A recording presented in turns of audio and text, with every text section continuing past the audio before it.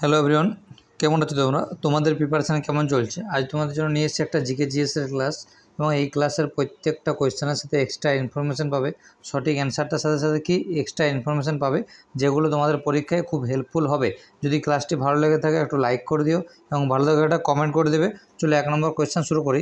দেখো কী বলছে, ভারতীয় নাগরিকদের মৌলিক কর্তব্যের সংখ্যা কোন ধারায় আছে? Option A, B, C, D. 47-এ না 45 না 48-এ না 51-এ? তাহলে আমাদের সঠিক অ্যান্সার হচ্ছে 51-এ। সঠিক অ্যান্সার হচ্ছে আমাদের 51-এ। তাহলে আমাদের এটা সঠিক অ্যান্সার হচ্ছে আমার 51-এ। বুঝে গেছে? অপশান ডি হলো আমাদের সঠিক অ্যান্সার। তাহলে ভারতীয় নাগরিকদের মৌলিক কর্তব্যের সংখ্যা কোন ধারায় আছে? না 51-এতে আছে। আচ্ছা, আরও কিছু বলিনি। তাহলে আমাদের দেখো, আমাদের যেটা ফুড এসে এসেছিলো একটা কোয়েশ্চান, যে রাষ্ট্রপতি কত নম্বর ধারায় আছে। তাহলে তোমাদেরকে আমি সেটা আলোচনা করে দিচ্ছি। তাহলে দেখো, আর্টিকেল মানে ধারা হচ্ছে 1 থেকে 4 নম্বর আছে সেন্ট্রাল অ্যান্ড স্টেট। 1 থেকে 4 নম্বর কী আছে? সেন্ট্রাল এবং স্টেট আছে। 5 থেকে 11 নাগরিকত্ব সিটিজেনশিপ এবং 12 থেকে 35 মৌলিক অধিকার। 12 থেকে 35 আছে মৌলিক অধিকার, ঠিক আছে? 12 থেকে 35 কী আছে? মৌলিক অধিকার। আচ্ছা, মৌলিক অধিকার কোথা থেকে নেওয়া হয়েছে? আমেরিকা থেকে নেওয়া হয়েছে, এটা কিন্তু মনে রাখবে। 36 থেকে 51 কী আছে? আয়ারল্যান্ড আছে। 36 থেকে 51 ডিপিএসপি আছে। ডিপিএসপি নির্দেশমূলক নীতি। নির্দেশমূলক নীতি কোন মানে কোথাকার সংবিধান থেকে নেওয়া হয়েছে? আয়ারল্যান্ডের সংবিধান থেকে নেওয়া হয়েছে। 51-এতে আছে মৌলিক কর্তব্য। 51-এতে আছে মৌলিক কর্তব্য, যেটা আমি এখন পেলাম। এরপর 52-তে আছে প্রেসিডেন্ট বা রাষ্ট্রপতি। প্রেসিডেন্ট বা রাষ্ট্রপতি কোন সংবিধান থেকে নেওয়া হয়েছে? আমেরিকার সংবিধান থেকে নেওয়া হয়েছে। এরপর 54-তে আছে রাষ্ট্রপতি নির্বাচন। 61-তে আছে রাষ্ট্রপতি অপসারণ। 63-তে আছে উপরাষ্ট্রপতি এবং 66-তে আছে উপরাষ্ট্রপতি নির্বাচন, ঠিক আছে? এরপর দেখো, চলে যাও 79 আছে পার্লামেন্ট বা সংসদ। আর রাজ্যসভা হচ্ছে 80 নম্বর ধারা। 81-তে আছে লোকসভা, ঠিক আছে? আপার হাউস বলা হয় রাজ্যসভাকে এবং লোয়ার হাউস বলা হয় লোকসভাকে। বোঝা গেছে? চলো নেক্সট কোয়েশ্চেন আমরা শুরু করি। আচ্ছা, দেখো এর সাথে এক্সট্রা ইনফরমেশনগুলো একটু লক্ষ্য করে নাও।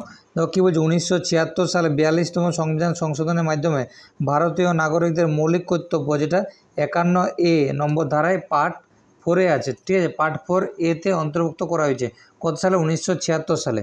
1976 সালে 42তম সংবিধান সংশোধনের মাধ্যমে। তাহলে তোমাদেরকে আমি পুরোটা এখন বলে দিলাম যে কত নম্বর ধারায় কোনগুলো আছে। চলো নেক্সট কোয়েশ্চেন যাই। ওই নিম্নোক্ত কোন পতঙ্গটি মাইক্রোফাইলেরিয়ার বাহক? তাহলে মাইক্রোফাইলেরিয়ার বাহক হচ্ছে আমাদের অপশান বিতে আছে। তাহলে কিউলেক্স মশা। মাইক্রোফাইলেরিয়ার বাহক হচ্ছে কি? কিউলেক্স মশা। আমাদের ডাব্লিউবিতে একটা কোয়েশ্চেন এসেছিল, যেটা আমাদের অ্যান্সার ছিল এডিস মশা, সেটা আলোচনা আমি করে দিচ্ছি। দেখো, তাহলে দেখো কী বলছে, যে এনিফিলিস মশা কি ম্যালেরিয়া রোগ ছড়ায়? তাহলে এই যে এনিফিলিস মশা, এটি হচ্ছে ম্যালেরিয়া রোগ ছড়ায়। এরপর এডিস মশা হচ্ছে ডেঙ্গু। এডিস মশা হচ্ছে আমাদের কি? এইটাই আমাদের ডাব্লিউবিতে এসেছিলো, এইটাই আমাদের ডাব্লিউবিতে এসেছিলো, ঠিক আছে? তাহলে এডিস মশা হচ্ছে আমাদের ডেঙ্গু এবং এনিফিলিস মশা হচ্ছে আমার ম্যালেরিয়া। এরপর কিউলেক্স মশা হচ্ছে আমার মাইক্রোফাইলেরিয়ার বাহক। চলো নেক্সট কোয়েশ্চেন যাই। পশ্চিমবঙ্গের কোন জেলায় রাজা রামমোহন রায় জন্মগ্রহণ করেন? তাহলে আমাদের সঠিক অ্যান্সার হচ্ছে হুগলি জেলায়। হুগলি জেলায় আমাদের রাজা রামমোহন রায় আমাদের জন্মগ্রহণ করেছিলেন। হুগলি জেলার কোথায়? রাধানগরে। হুগলি জেলার রাধানগর গ্রামে হচ্ছে আমার রাজা রামমোহন রায় জন্মগ্রহণ করেছিলেন। চলো এর সাথে এক্সট্রা ইনফরমেশান আমি বলে দিই। তাহলে দেখো কী বলছে, রাজা রামমোহন রায় হুগলি জেলার রাধানগর গ্রামে 1722 সালের 22শে মে জন্মগ্রহণ করেন এবং তিনি ব্রাহ্ম সমাজের প্রতিষ্ঠাতা ছিলেন। রাজা রামমোহন রায় ব্রাহ্ম সমাজের প্রতিষ্ঠাতা ছিলেন, সেটা আমরা অনেকেই জানি। এরপর বলছে সতীদাহ প্রথা বিলুপ্তকরণ কে? তিনি অন্যতম ভূমিকা পালন করেন। তাহলে সতীদাহ প্রথা বিলুপ্ত করেন তার কারা? আচ্ছা, লর্ড উইলিয়াম বেন্টিংয়ের সহায়তায় সতীদাহ প্রথা বিলুপ্ত করেন রাজা রামমোহন রায়। এর সাথে আরেকটু পড়ে নিই, আমাদের বিদ্যাসাগর। আচ্ছা, বিদ্যাসাগর চলে আসো। তাহলে এর সাথে আমাদের এক্সট্রা ইনফরমেশনগুলো একটু দেখে নাও। তাহলে বিদ্যাসাগর জন্মগ্রহণ করেছিল পশ্চিম মেদিনীপুর জেলার বীরসিংহ গ্রামে। তাহলে বিদ্যাসাগর জন্মগ্রহণ করেছিলেন পশ্চিম মেদিনীপুর জেলার বীরসিংহ গ্রামে এবং রবীন্দ্রনাথ ঠাকুর 1861 খ্রিস্টাব্দে কলকাতার জোড়াসাঁকোর ঠাকুর পরিবারে জন্মগ্রহণ করেন। চলো নেক্সট কোয়েশ্চেন চলে যাই। যদি ক্লাসটি ভালো লাগে তাকে একটু লাইক করে দিও এবং ভালো লাগে একটা কমেন্ট করে দেবে। ইন্ডিকা কে রচনা করেন? তাহলে দেখো, ইন্ডিকা রচনা করেছিলেন মেগাস্থেনিস। ইন্ডিকা কে রচনা করেছিলেন? ইন্ডিকা হচ্ছে আমাদের মেগাস্থেনিস রচনা করেছিলেন। চলো এর এক্সট্রা ইনফরমেশনগুলো আমরা দেখে নিই একটু। তাহলে দেখো, এক্সট্রা ইনফরমেশনগুলো দেখে নাও। দেখো কী বলছে, যে সেলুকাসের দূত মেগাস্থিনিস ইন্ডিকা রচনা করেন। তাহলে সেলুকাসের দূত ইন্ডিকা রচনা করেন মেগাস্থিনিস। তাহলে সেলুকাসের দূত কে ছিলেন? মেগাস্থিনিস ছিলেন, ঠিক আছে, যিনি চন্দ্রগুপ্ত মৌর্যের শাসনকালে এসেছিলেন। এরপর দেখো ফাইয়েন, তাহলে ফাইয়েন এসেছিলেন দ্বিতীয় চন্দ্রগুপ্তর আমলে, এবং হিউয়েন সাং এসেছিল হর্ষবর্ধনের আমলে, হিউয়েন সাং এসেছিল হর্ষবর্ধনের আমলে, ঠিক আছে। চলো নেক্সট কোয়েশ্চেন আমরা চলে যাই।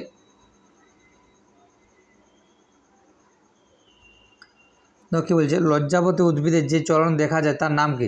সেটা যে চলন আমাদের লজ্জাবতী উদ্ভিদে দেখা যায় সেটা হচ্ছে আমার সিসমোনেস্টি চলন দেখা যায়। কোথায়? লজ্জাবতী উদ্ভিদে দেখা যায় সিসমোনেস্টি। অনেকবার পরীক্ষায় এটা এসেছে, গ্রুপ ডি থেকে শুরু করে WP অবধি এই কোয়েশ্চেনটা অনেকবার এসেছে। চলো এর এক্সট্রা ইনফরমেশান দেখে নিই।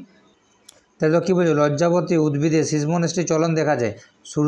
সূর্য শিশির উদ্ভিদের পাতার রোমে কোমোনেস্টি চলন দেখা যায়, ঠিক আছে। তাহলে লজ্জাবতী উদ্ভিদে যে চলন দেখা সেটা হচ্ছে সিসমোনেস্টিক। তার কারণ হচ্ছে লজ্জাবতী উদ্ভিদ দেখবে হাত দিয়ে দেখবে সঙ্গে সঙ্গে ওইটা মুড়ে যায়, ওই জন্য তার কারণ কি, তার চলনটা যেটা থাকে সেটা হচ্ছে সিসমোনেস্টিক চলন লক্ষ্য করা যায়। চলো নেক্সট কোয়েশ্চেন যাই। গদর পার্টি কে প্রতিষ্ঠাতা করেন? তাহলে গদর পার্টি যিনি প্রতিষ্ঠাতা করেছেন তিনি হচ্ছে লালা হরদোয়াল। তাহলে অপশান বি হলো আমাদের সঠিক অ্যান্সার। তাহলে গদর পার্টি প্রতিষ্ঠাতা করেছেন লালা হরদোয়াল। এর এক্সট্রা ইনফরমেশনগুলো দেখে নাও। তাহলে দেখো কী বলছে, গদর শব্দের অর্থ হচ্ছে বিদ্রোহ বা বিপ্লব। এই কোয়েশ্চানটাও পরীক্ষায় এসেছে, এই কোয়েশ্চানটিও পরীক্ষায় এসেছে, ডাব্লিউবিতে এসেছিলো এই কোয়েশ্চানটা, ডাব্লিউবিতে এসেছে যে গদর শব্দের অর্থ হচ্ছে বিদ্রোহ বা বিপ্লব। এরপর তো 1913 সালে আমেরিকার সান ফ্রান্সিসকোতে লালা হরদোয়াল গদর পার্টি প্রতিষ্ঠিত করেন। এবং যদি এখান থেকে কোয়েশ্চেন আসে আমাদের যে 1919 সালে কী হয়েছিল, 1919 সালে হয়েছিল জালিয়ানওয়ালাবাগ হত্যাকাণ্ড। 1919 সালে জালিয়ানওয়ালাবাগ হত্যাকাণ্ড হয়েছিল। তোমরা এক্স্যাক্টলি ডেটটা একটু বলে দাও, ঠিক আছে, এক্স্যাক্টলি ডেটটা বলে দাও যে 1919 সালে কত, মানে তারিখটা বলে দাও, 13 তারিখ না 12 তারিখ না 13 এপ্রিল না 15 এপ্রিল, এইটা আমাকে কমেন্ট বক্সে কমেন্ট করে জানিয়ে দাও।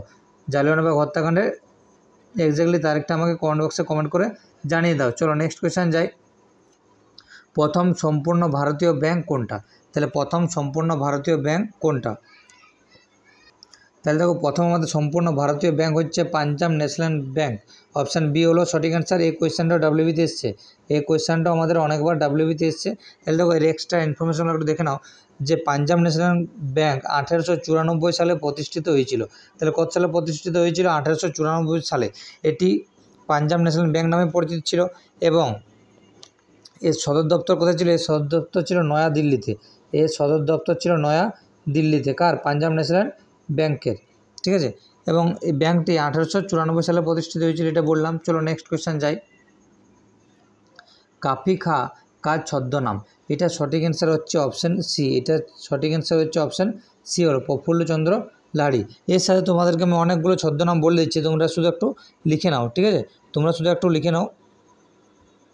দেখো বলছি আমি বলছি একটু লিখে নাও। তাহলে দেখো রবীন্দ্রনাথ ঠাকুরের ছদ্মনাম ছিল ভানু সিংহ। রবীন্দ্রনাথ ঠাকুরের ছদ্মনাম ছিল ভানু সিংহ। কাজী নজরুল ইসলামের ছদ্মনাম ছিল বেঙ্গাচি। এটা কিন্তু অনেক ইম্পর্ট্যান্ট এবারে আপকামিং এক্সামের জন্য। সমরেশ বসু যিনি ছিলেন তার ছদ্মনাম ছিল কালকুট। বিমল ঘোষ ছিল। দেখো এই যে সমরেশ বসুর এখন বলে দিলাম কালকুট, এবং হচ্ছে বিমল ঘোষের হচ্ছে মৌমাছি, অনেকবার পরীক্ষা এসছে। এবং বিনয় ঘোষ হচ্ছে কালপেচা, ঠিক আছে। অনেকবার প্রশ্নতে এসে যাযাবর কাকে বলা হতো? বিনয় মুখোপাধ্যায়কে। এবং হুতুম পেঁচা হচ্ছে কালী প্রসন্ন সিংহকে, ঠিক আছে। এবং দেখো পেরিচাঁদ মিশ্রকে টেকচাঁদ ঠাকুর বলা হতো। পেরিচাঁদ মিশ্রকে টেকচাঁদ ঠাকুর বলা হতো। বনফুল হচ্ছে বলাচাঁদ মুখোপাধ্যায়। অনিলা দেবী কাকে বলা হতো? শরৎচন্দ্র চট্টোপাধ্যায়কে। এগুলো কিন্তু লিখে নাও তোমরা, তাছাড়া মনে করতে পারবে না পরীক্ষার হলে। পরশুরাম কাকে বলতো? রাজশেখর বসুকে বলতো পরশুরাম, ঠিক আছে। অবনীন্দ্রনাথ ঠাকুরকে বলতো রসুন আলী। এবং বীরবল কাকে বলতো? বীরবল হচ্ছে প্রমোদ চৌধুরীকে বীরবল বলা হতো। চলো নেক্সট কোয়েশ্চেন যাই আমরা। আচ্ছা এখনই বললাম দেখো যে মৌমাছি কার ছদ্মনাম, এটা তোমরা আমাকে কমেন্ট বক্সে কমেন্ট করে জানিয়ে দাও। মৌমাছি কার ছদ্মনাম, এটা তোমরা আমাকে কমেন্ট বক্সে কমেন্ট করে জানিয়ে দাও। চলো আমি কমেন্ট পড়ার জন্য রেডি আছি, কমেন্ট শুধু করে দাও তোমরা। আচ্ছা কী বলছে, ভারতে অবস্থিত নিম্নলিখিত অঞ্চলগুলি কোনটি প্রাচীনতম শিলা দিয়ে গঠিত? তাহলে দেখো option A B C D. তাহলে সঠিক অ্যান্সার হচ্ছে আরাবল্লী পর্বত। সঠিক অ্যান্সার হচ্ছে আমার কি? আরাবল্লী পর্বত। চলো এর এক্সট্রা ইনফরমেশন আমরা দেখে নিই। তাহলে দেখো এটা সঠিক অ্যান্সার হচ্ছে আরাবল্লী পর্বত। এটা সঠিক অ্যান্সার আরাবল্লী পর্বত। এরপর দেখো কী বলছে, আরাবল্লী হচ্ছে একটি ক্ষয়জাত পর্বত। হিমালয় পর্বত নবীন পর্বত যা পাললিক শিলা দ্বারা গঠিত। তাহলে আরাবল্লী পর্বত হচ্ছে একটা ক্ষয়জাত পর্বত। তাহলে তোমরা একটা কাজ করো, সঞ্চয়জাত পর্বতের উদাহরণ একটু কমেন্ট বক্সে কমেন্ট করে জানিয়ে দাও। সঞ্চয়জাত পর্বতের উদাহরণ একটু কমেন্ট বক্সে কমেন্ট করে আমাকে জানিয়ে দাও সঞ্চয়িত পর্বতের। বুঝে গেছে? চলো নেক্সট কোয়েশ্চেন যায় এবং আজকে last question, Indira Gandhi Returns বইটি রচয়িতাকে। তাহলে বলছি ইন্দিরা গান্ধী রিটার্নস বইটি রচয়িতাকে। তোমাদেরকে আমি অনেকে এমন বই লিখে বলে দেবো, এখন তোমরা শুধু নোট করে নেবে যে কোনটাকার লেখা বই ছিল, ঠিক আছে, মানে কাকে উদ্দেশ্য করে লেখা হয়েছিল। আচ্ছা, তাহলে দেখো সচিন টেন্ডুলকার যিনি ছিলেন, তাকে যেটা মানে অভিহিত করা হতো সেটা হচ্ছে প্লেয়িং ইট মাই ওয়ে, এটা সচিন টেন্ডুলকার। সৌরভ গাঙ্গুলিকে বলা হতো a century is not enough, এটা অনেকবার পরীক্ষা এসছে যে a century is not enough, a century is not enough, এটা হচ্ছে সৌরভ গাঙ্গুলি। এটা লিখে দিই একটু, এটা হচ্ছে সৌরভ গাঙ্গুলি। এবং কী যিনি পিটি ঊষা যিনি ছিলেন তাকে গোল্ডেন গার্ল বলা হতো। এবং মিল্খা সিংকে কী বলতো, the race of my life, ঠিক আছে। শাহিদ আফ্রিদি যিনি ছিলেন পাকিস্তান, তাকে গেম চেঞ্জার বলা হতো। আর হুসেন বোল্টকে বলা হতো ফাস্টার দেন লাইটিং, ঠিক আছে, লাইটিং। এরপর দেখো কপিল দেবকে বলা হতো straight from the heart, straight from the heart. এগুলো তোমরা টোকেনে নোট করে নিলে, নোট করে যদি রেখেছো পড়তে থাকো, পরীক্ষায় কমন পাওয়ার চান্স প্রায় 99%। বোঝা গেছে? চলো আজকের ক্লাসটা এখানে শেষ করছি। যদি ক্লাসটি ভালো লাগে তাহলে লাইক করে দিও এবং ভালো লাগলে একটা কমেন্ট করে দেবে।